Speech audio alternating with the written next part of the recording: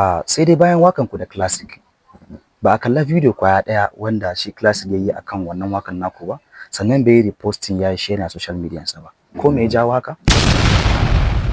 Ana cewa ka sace sunanka na bashi mane daga sunan bashi ne fa, wato wannan mawaki na Jos. Me gaskiyar magana? Ta yaya ka fara waka kuma yaushe?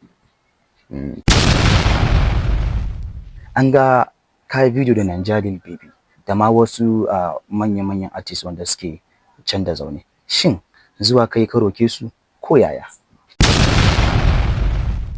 Ana cewa kana da girman kai, musamman yadda baka yawan sakewa cikin wasu artists na cikin gida nan Adamawa da dai sauransu. Me gaskiyar magana? A cikin manya-manyan artists wanda muke da su a Arewa, dawa ka taba waka? A baya ka taba waka da Larabi, wato shin ka rena matsayin Larabi ne ko yaya? Mickey the Viper ko Martino El Casino?